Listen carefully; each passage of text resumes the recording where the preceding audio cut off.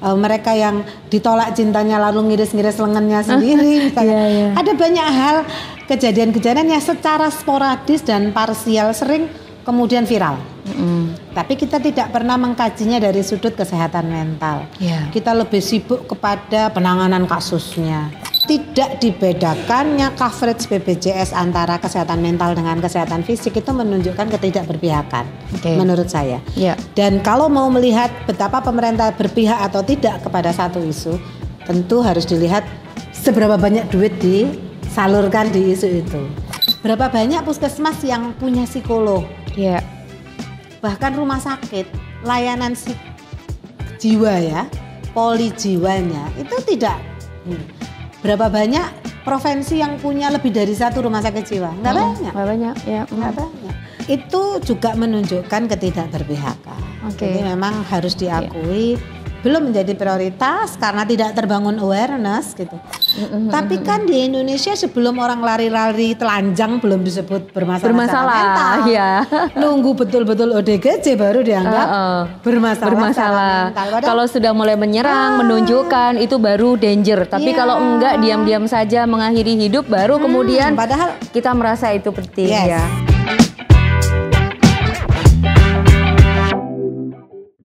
Oke, baik kawan, ketemu kembali di Pod Suara Surabaya dan kesempatan kali ini saya hadirkan anggota Dewan kita dari DPRD Jawa Timur. Dan saya akan ajak Anda untuk mengulas tentang bagaimana kesehatan mental warga Jawa Timur bersama Ibu Hikmah Bafaki. Beliau adalah Wakil Ketua 1 dari Komisi E DPRD Jawa Timur yang sudah ada di samping saya. Halo Ibu, apa kabar Bu Hikmah? Baik, alhamdulillah Mbak Restu. Terima kasih di tengah-tengah agenda Banggar yang super padat menyediakan waktu untuk datang ke studio Suara Surabaya di studio Pods ya.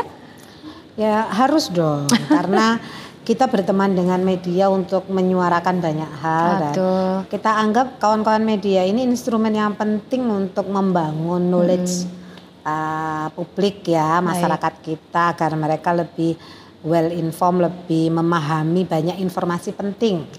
Ya instrumennya media, terutama SS tentu saja. Waduh, terima kasih ya Bu ya. Jadi senang ini kehormatan buat kita ya. Apalagi kalau kita bisa live interaktif dengan teman-teman yang nonton YouTube gitu ya. Next day ya Bu ya. Oke.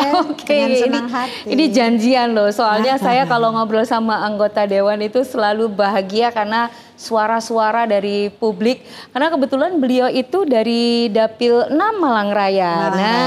Berarti warga Kabupaten Kota Malang, kemudian Kota Batu yang kemarin suaranya dititipkan ke Bu Hikmah. Ini waktunya saya akan tagih janji-janjinya. Nah, itu kan seru ya.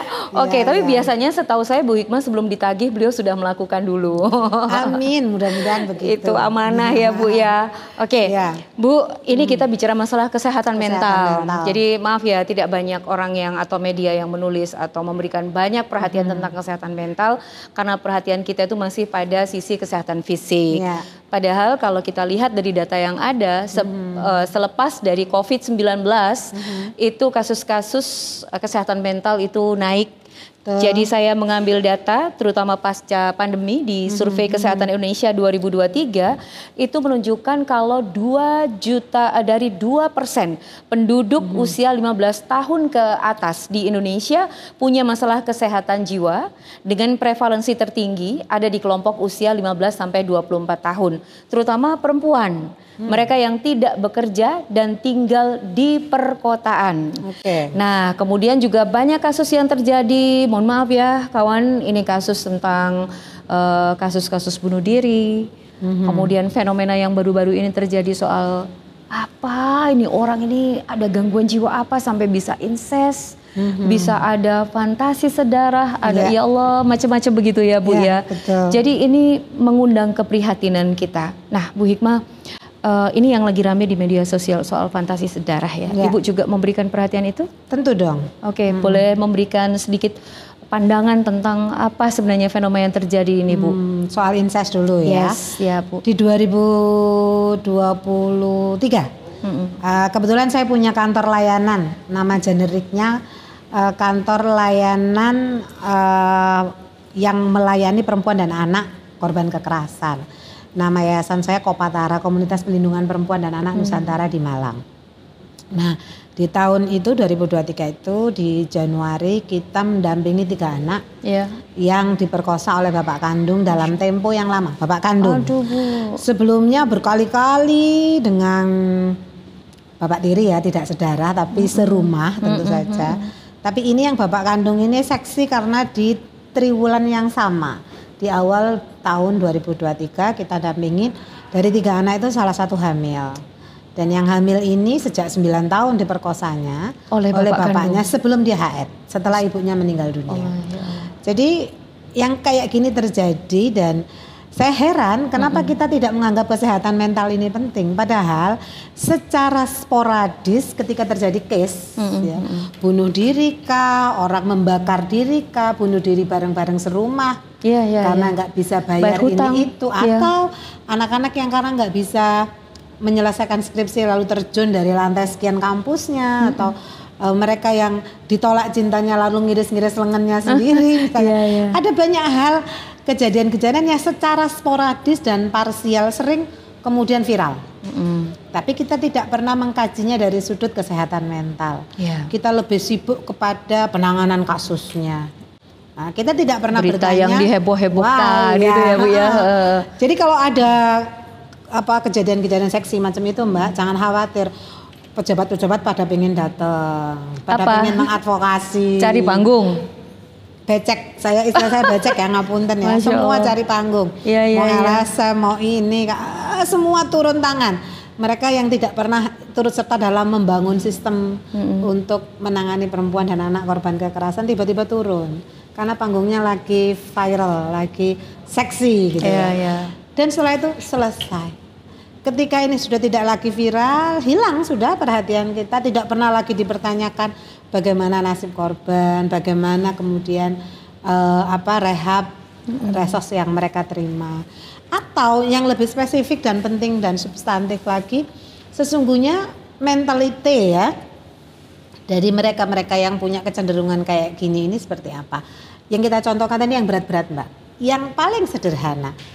Kecemasan yang berlebihan, anxiety ya, kemudian pendengki yang berlebihan, rasa minder yang berlebihan, itu kan juga masalah mental.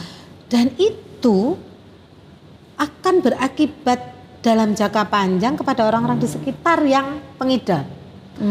Kalau kita flu Mbak, yang bisa resisten terkena flu orang terdekat, tapi just flu. Tapi kalau ibu atau bapak atau pejabat atau mereka decision maker lain yang mengalami problem mental, bayangkan efeknya seperti apa. Karenanya kita menjadi sedih ketika problem yang sangat besar ini tidak mendapat cukup perhatian. Jadi dari publik maupun pemerintah. Ini tidak sederhana ya Bu. Sangat tidak sederhana. Tapi perhatian tentang kesehatan mental Ibu akui masih kurang. Masih kurang. Karena masih kurang, sorry ya Bu ya, kalau dalam penganggaran nih ya, kita bicara masalah bagaimana tugas dari kawan-kawan Dewan itu untuk memberikan sorotan pada penganggaran pada kasus-kasus kesehatan mental. Sekarang gimana Bu? Ya itu dia. Saya sepakat Mbak Restu langsung ngomong penganggaran karena kebijakan publik macam manapun, kalau boleh ngomong kasar ala Malangan ya, bullshit namanya. Kalau tidak ada penganggarannya gitu Nggak bisa ngapa-ngapain ini ya. Apapun judulnya di perencanaan induk, di RPJM, DIF, divisi misi gubernur atau kepala daerah lain, yang sangat bagus-bagus dan indah-indah itu bakal muncul. Termasuk mungkin menjaga mentality dari warganya. Tapi kemudian ketika nyampe kepada perencanaan teknis anggaran, hilang sayup-sayup gitu. Saya mau contohkan yang paling mendasar, BPJS misalnya. Boleh. Karena sekarang 90 bahkan 95% pengguna layanan kesehatan itu menggunakan BPJS kan? Persis. Kalau sudah seperti itu, pertanyaannya coverage BPJS untuk kesehatan mental seperti apa? Menyedihkan Mbak. Karena ngitungnya tetap sebagai kesehatan fisik. Jadi tidak berdiri sendiri Bu? Tidak ada perbedaan. Jadi kalau misalnya kita ada pasien di rumah sakit jiwa menur gitu ya, sedang problem kesehatannya atau bahkan sudah ODGJ, perlakuan berapa harinya persis sama dengan kesehatan fisik. Ya gimana coba? Orang ini diambil dalam saat dia dipasung misalnya. Diambil di rehab di rumah sakit Munir, mana bisa dengan varian hari yang ditetapkan oleh BPJS dia bisa dipulangkan. Sementara keluarganya sudah angkat tangan misalnya. Problem-problem kesehatan mental juga banyak dialami oleh mereka yang berkekurangan misalnya. Jadi tidak dibedakannya coverage BPJS antara kesehatan mental dengan kesehatan fisik itu menunjukkan ketidakberpihakan menurut saya. Dan kalau mau melihat betapa pemerintah berpihak atau tidak kepada satu isu, tentu harus dilihat seberapa banyak duit disalurkan di isu itu. Baru kemudian kita ngomong desainnya kayak gimana, efektif, efisien, enggak, capaiannya gimana. Setelah ada duitnya, setelah dianggarkan, jadi skala prioritas. Keleluasaan dananya aja kurang gitu loh untuk membangun kesehatan mental. 2, berapa banyak puskesmas yang punya psikolog? Bahkan rumah sakit, layanan jiwa ya, poli jiwanya itu tidak. Berapa banyak provinsi yang punya lebih dari satu rumah sakit jiwa? Nggak banyak. Nggak banyak. Berapa banyak totalnya rumah sakit jiwa kita? Bahkan semuanya ditaruh di Menur ini ya, Bu ya, jangan-jangan ya.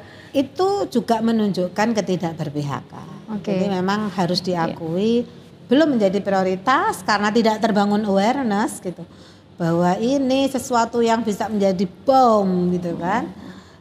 Tidak kita sadari efeknya itu setiap hari kita rasakan. Kita pernah mendapatkan ekses buruk dari toxic relationship nggak? Dari pertemanan yang toksik. Itu yang menjadi penyebabnya adalah mereka yang punya kesehatan mental bermasalah. Tapi kan di Indonesia sebelum orang lari-lari telanjang belum disebut bermasalah mental. Nunggu betul-betul ODGJ baru dianggap bermasalah mental. Kalau sudah mulai menyerang, menunjukkan itu baru danger. Tapi kalau enggak diam-diam saja mengakhiri hidup baru kemudian padahal kita merasa itu penting ya. Padahal kesehatan mental itu banyak ininya. Baik, Bu Hikmah mengakui bahwa ini memang ada problem dan dari sisi penganggaran memang belum ada skala prioritas. Untuk Jawa Timur berarti masih belum ada skala prioritas dalam anggaran kesehatan mental? Mbak. Juga belum. Karena kita masih sibuk di kesehatan fisik juga. Dan sayangnya memang lebih ke paliatif, lebih ke mengobati. Bukan promkes. Karena promkes itu kan wilayahnya puskesmas ya atau klinik pratama atau FKPT dalam jaringannya BPJS. Lalu karena itu tidak dianggap menjadi bagian dari kewenangan provinsi Mbak memang. Itu di kabupaten kota. Cuman kita sedih gitu loh. Kita tahu bahwa intervensi atau respon kesehatan di Indonesia itu kan lebih berat ke yang fisik ya dibanding yang psikis. Dan yang fisik itu pun lebih cenderung ke paliatif, bukan perubahan perilaku, bukan promkes atau promosi kesehatan.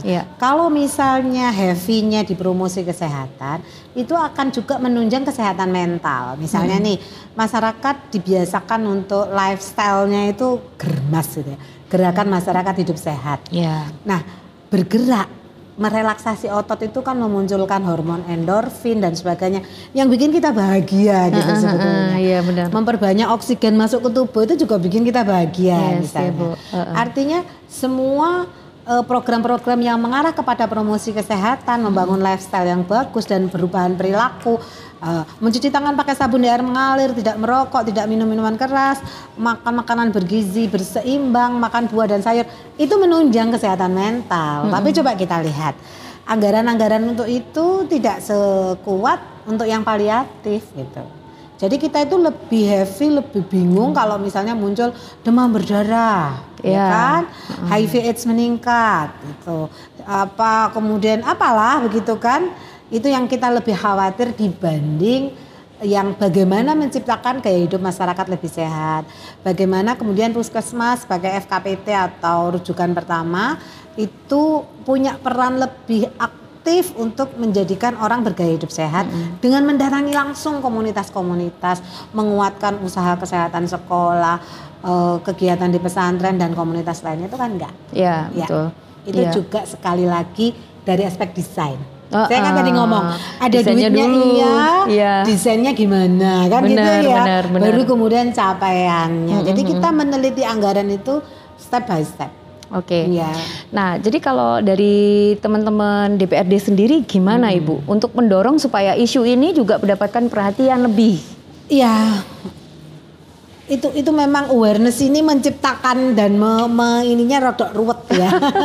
Agak susah gitu kita memasukkan ini. Cuman gini, dibanding misalnya gini, ada rencana aksi nasional, rencana aksi daerah tentang kekerasan seksual terhadap perempuan dan anak misalnya ya. RAD tentang lingkungan apa, RAD tentang RAN-nya ada, RAD-nya ada. Tapi belum ada tentang kesehatan mental. Kita cobalah ke arah sana. Kita bikin platform se-Jawa Timur ini responnya terhadap kesehatan mental itu kayak gimana. Kalau nanti dikembalikan kepada iku kita tentang kesehatan mental bagus. Iku yang mana ya? Dari 11 iku itu misalnya iku kesalahan sosial dan sebagainya. Iya, memang di atas rata-rata nasional. Memang iya, tapi apakah itu sudah mengukur sesungguhnya? Iya. Kan kita lihat situasi di lapangannya tidak begitu. Misalnya nih kalau berdasarkan data secara nasional menurut WHO di tahun 2024 kita itu ada 2,4 juta kasus atau 6,3%. Itu terlaporkan loh Mbak. Iya. Terlaporkan terrecord. Yang tidak. Iya. Karena ini fenomena gunung es pastinya. Fenomena gunung es pastinya. Kemudian 1 dari 20 remaja Indonesia mengalami gangguan jiwa. Oh itu loh Bu ya. 1 dari 20. Misalnya hanya 2,6% diantaranya yang mengakses layanan kesehatan. 1 dari 20 dan hanya 2,6%. Kalau stunting dianggap sebegitu hebohnya dicegah gitu, dianggap kesehatan jiwa nggak penting. Bayangkan dari 1 dari 20 satu orang bermasalah secara mental dan hanya 2,6%-nya yang akses ke layanan kesehatan. Artinya yang lain kan tidak tersentuh. Betul. Tidak tersentuhnya itu pola dianggap ala gak apa-apa, durung muda pelayu di jalan gitu ya. Atau dianggap wajar berperilaku menyimpang kayak gitu tuh masih dalam batas kewajaran di masyarakat kita yang sedang sakit. Perilaku menyimpang ada juga iya betul Bu, atau ketika dia menunjukkan gitu ya Bu ya bahwa dia memang sedang ada gangguan kesehatan mental dianggap wah kok lebay gini ya. Muncullah di medsos itu kan begitu banyak ya problem kesehatan mental. Kenapa gampang patah, generasi rapuh, kena generasi stroberi, generasi yang ada yang sampai mengatakan ini motivator yang punya dosa. Karena kita dianggap kuatlah, kita bisa. Enggak lah, kita manusia, kita punya fase untuk rapuh dan sah. Baik. Kita ada fase-fase di mana kita limbung dan itu sah. Tinggal gimana mengelolanya. Betul. Memiliki skill untuk mengelola emosi, mengelola perilaku itu bagian dari kesehatan mental. Punya kesiapan untuk itu. Dan tidak banyak orang yang mampu mengatasi itu di hari seperti ini dengan banyaknya informasi yang ada sudah di secara kita. Diri nggak punya skill, lingkungan juga nggak mendukung, seperti yang tadi sampean bilang. Jadi memang kondisi kesehatan mental kita itu sebenarnya memang ada perubahan ya Bu ya, antara dari generasi ke generasi. Betul ya, bukan karena generasi sekarang yang cenderung lebih rapuh, tapi memang kondisinya memang sangat berbeda. Memang tidak boleh juga semuanya diiyakan ya. Tentu mereka juga punya responsibility yang harus dididik. Cuman kan gini, bahkan dalam Undang-Undang Peradilan Anak pun ada RJ. Ada restorasi justice. Itu apa sih maknanya? Maknanya itu anak-anak itu tidak dianggap bersalah sesungguhnya. Paradigma besarnya. Yang besar adalah sistem. Sistem itu apa? Wong tuwek-tuwek kaya awake dhewe iki, Mbak. Salah wong tuwek ini. Sistemnya ya, sistem lingkungannya itu yang harus dipersalahkan dulu. Baru kemudian timbul pemaknaan lain ya, bahwa mereka tidak begini. Cuman paradigma besarnya begitu. Artinya ketika kita tidak mampu memberikan lingkungan tumbuh kembang yang baik, ya jangan diharapkan anak kita mentalnya bakal terjaga. Jangankan anak-anak, kita yang tua-tua juga punya banyak ada gejala-gejala punya problem psikis ya. Saya nggak ngaku. Saya baik-baik saja Bu Hikmah. Gampang cemas misalnya. Tadi disinggungan saya disorder nih, hati-hati ya. Biasanya tiba-tiba itu kayak orang kehilangan apa gitu, kayak oksigen kurang, padahal mungkin itu di alam bawah sadar kita mengalami kesehatan mental atau masalah lagi-lagi mental ya. Ketika nggak fokus dianggap cuman karena nggak meaningfulness, enggak, menjurus ke disasosiatif misalnya. Atau kurang darah gitu ya. Sesederhana itu ya. Oke. Tapi tadi balik dari data yang saya bawa juga ya Bu, 2023 dan angkanya itu terus naik di 2024. Jadi yang tertinggi prevalensi untuk mengalami kesehatan mental itu ada pada remaja yang usianya 15 sampai dengan 24 tahun, perempuan, tinggal di perkotaan dan tidak bekerja. Why Bu? Nah ini karena saya bicara sama anggota dewan kita ini, beliau ini juga seorang praktisi karena sehari-harinya juga punya LSM juga begitu ya, dan mengamati tentang perempuan dan anak-anak. Gimana Bu Hikmah? Ya, kebetulan saya juga mengelola LSM yang membidangi perempuan dan anak korban kekerasan ya. Penyedia jasa layanan nama generiknya. Oh iya Bu. Kopatara di Malang, Komunitas Pelindungan Perempuan dan Anak Nusantara, dan kita sudah bekerja sejak 2010. Pengalaman yang kita ampu misalnya dari 2010 hingga 2025 ini, case yang terbanyak yang masuk ke kami itu anak SD kelas 6 hingga SMP. Yang hamil, yang mengalami bullying, kekerasan fisik, yang melakukan kekerasan itu usia-usia 6 sampai SMP. Apakah yang SMA nggak banyak ada, tapi tidak sekuat yang usia-usia ini. Artinya apa? Usia-usia ini memang usia-usia rawan ya. Kalau tadi disebutkan 18 sampai 24, 15 sampai 24 ya. 15 sampai 24 itu kan kelanjutan dari ini yang saya sebutkan di sini kan kasus kekerasan seksual. Ketika kemudian tidak diputus traumanya, maka mereka mengalami stres, depresi dan sebagainya, kelanjutan dari di usia-usia berikutnya. Di usia-usia seharusnya mereka sudah mulai berpikir tentang masa depan, memilih kampus yang baik atau beraktivitas bekerja dengan baik. Itu mengalami problem mental. Jadi itu Mbak. Jadi diawali dari anak-anak ya, masa anak-anak dulu, dan kemudian ini adalah kontemplasi ketika dia mengalami kesulitan di masa anak-anak yang kemudian munculnya di masa remaja. 15 sampai 24. Bayangkan ya, tadi dijelaskan oleh Bu Hikmah kalau kesehatan mental itu dampaknya bisa sangat luas. Dan tidak hanya pada si penderita saja, tetapi semuanya. Kita bisa bayangkan kalau seorang anggota dewan, wakil kita ini ternyata yang suara kita ini, suara kita titipin ke Bu Hikmah. Amit-amit ya Bu ya. Bu Hikmah punya masalah mental. Terus gimana ini ya? Lalu paling sederhana misalnya disasosiatif gitu ya. Nggak fokus. Nggak fokus. Jadi tidak sekedar anggota dewan tidur ya Bu ya, tapi tidak bisa fokus ya.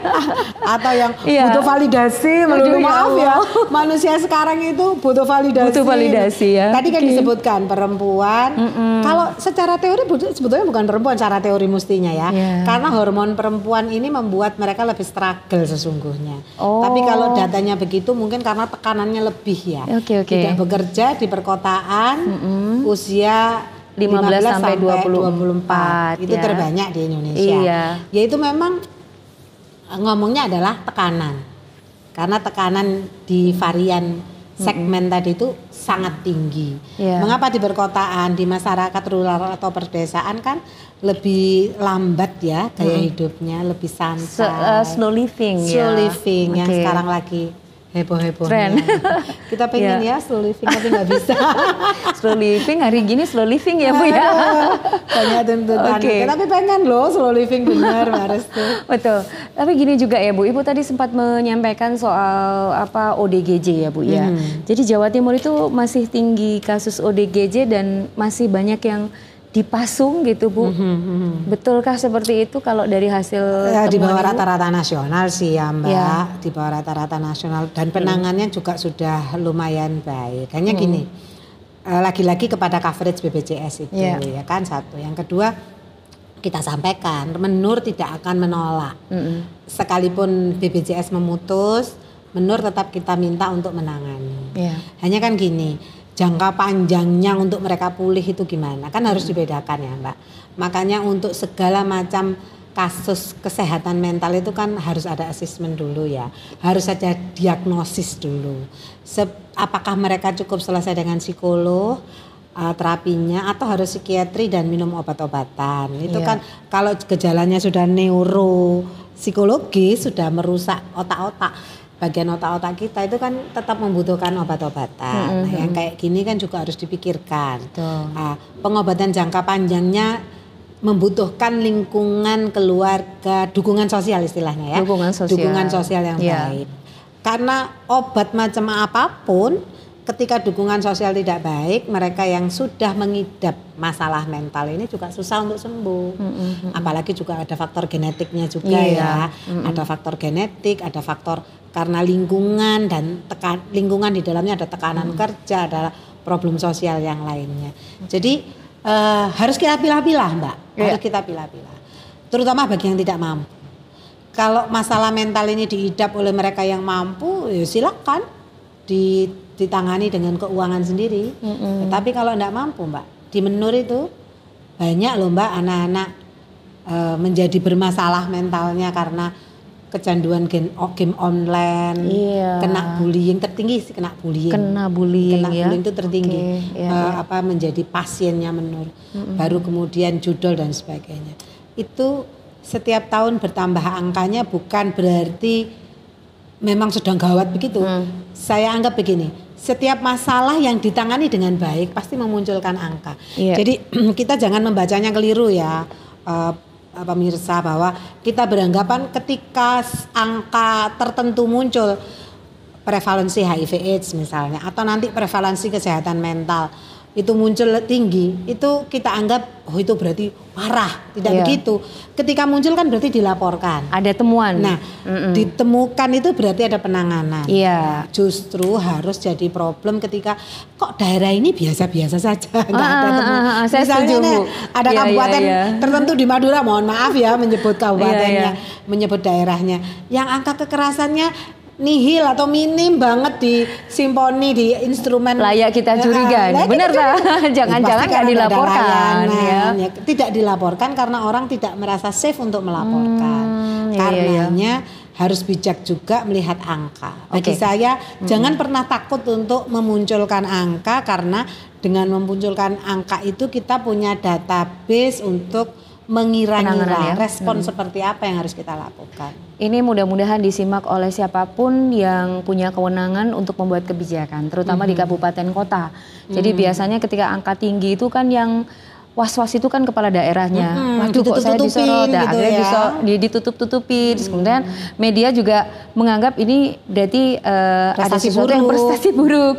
Padahal ketika angka tinggi penemuan itu berarti kita punya harapan. Sebenarnya bisa kita lakukan penanganan ya Bu ya. Dan tinggal membangun narasi saja. Tahu sekarang netizen itu mudah kok. Membangun narasi positif disampaikan oleh kepala daerah.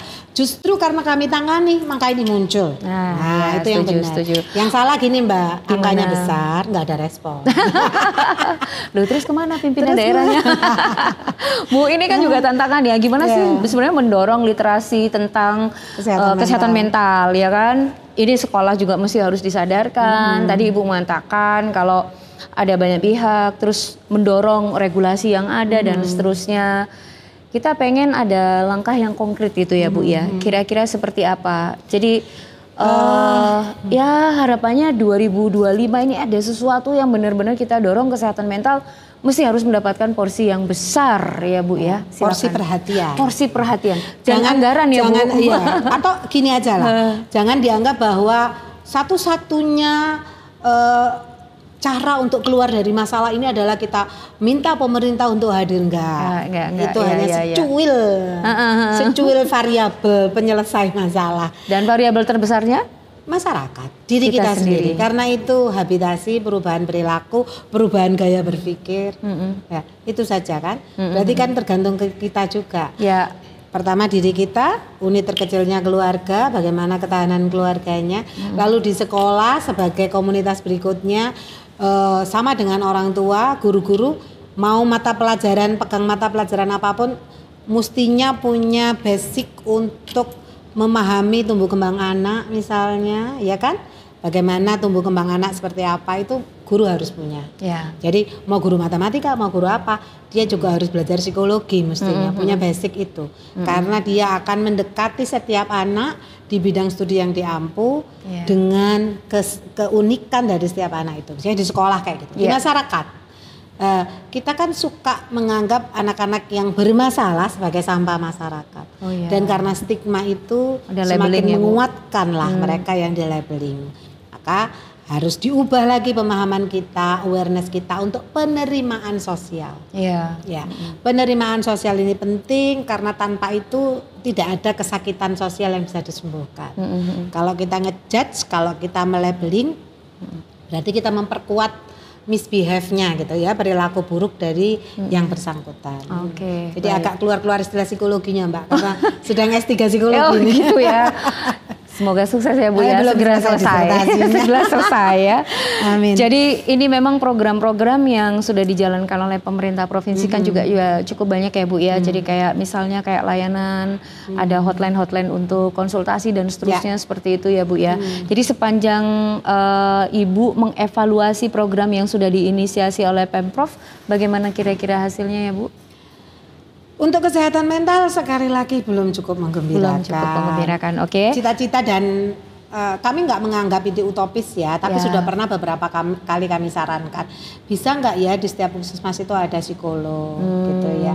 Bisa nggak ya diperkuat, diperbaiki pojok atau poli psikiatri atau poli jiwa di setiap rumah sakit. Bisa nggak ya psikolog berbasis komunitas yang melakukan terapi-terapi terhadap keluarga, terhadap masalah relasi, terhadap masalah berbagai, dan mereka dibayar dengan layak gitu. Dibiasakan orang untuk konsultasi ke psikolog itu tidak perlu malu ya. Karena dan harus berani di negara modern, di negara maju itu biasa banget ya. Jangan kayak gini, mau kemana ke psikolog? Waduh, ini stres ya, gendeng ya. Aja mana ngono, yang ruang tatip aja wis diarani ya opo gitu ya. Karena kita gampang ngejudge karena ada stereotip yang sudah lama, dan itu tantangan ya Bu ya. Itu tantangan. Jadi mengubah paradigma masyarakat ini juga nggak mudah. Jadi ya PR kita panjang di sisi itu, cuman kayak gini lah. Kita ini kan baru sadar ketika problem itu mengenai kita atau orang-orang terdekat kita. Betul.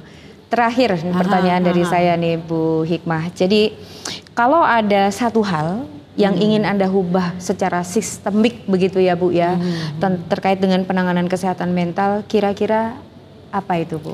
Kuatkan promosi kesehatan. Just it. Saya percaya dengan sesungguh-sungguhnya ketika tubuh kita sehat, maka mentality kita juga sehat. Dan itu promosi kesehatan itu penting. Satu, ada duanya Mbak. Apa tuh Bu? Bikin ketahanan keluarga itu diperkuat. Ya, kalau ketahanan keluarga diperkuat, pengasuhan itu bagus, relasi yang terjadi di rumah sebagai unit emosional pertama menurut ahli psikologi itu tercipta dengan benar, maka insya Allah kesehatan mental juga akan ini. Sudah ada banyak risetnya itu bahwa ketika pengasuhan anak-anak ini kuat di usia-usia babynya gitu, maka mereka akan cenderung resilient di kemudian hari. Attachment dengan orang-orang dewasa di sekitarnya itu mereka akan resilient di kemudian hari, itu jelas. Itu yang kedua. Dan itu yang terakhir menurut saya. Tumbuh di lingkungan yang sehat ya Bu ya. Dan itu menjadi sumber kesehatan mental, lingkungan ya. Kesehatan dan juga ketahanan keluarga. Boleh nanti kita bahas di sesi POTS berikutnya. Siap. Bu Hikmah terima kasih. Tetap menjadi wakil rakyat yang luar biasa. Mudah-mudahan. Oke, sampai ketemu kembali ya. Sama-sama Mbak. Baik, kita sudah tuntaskan POTS edisi kali ini dari Suara Surabaya. Kita berbincang bersama anggota dewan kita. Jadi kesehatan mental itu bukan isu pinggiran, tetapi fondasi ketahanan sosial. Wakil rakyat yang peduli jiwa warganya bukan hanya menyusun anggaran, tetapi membangun harapan. Kita ketemu lagi di program POTS bersama anggota dewan yang lainnya. Terima kasih.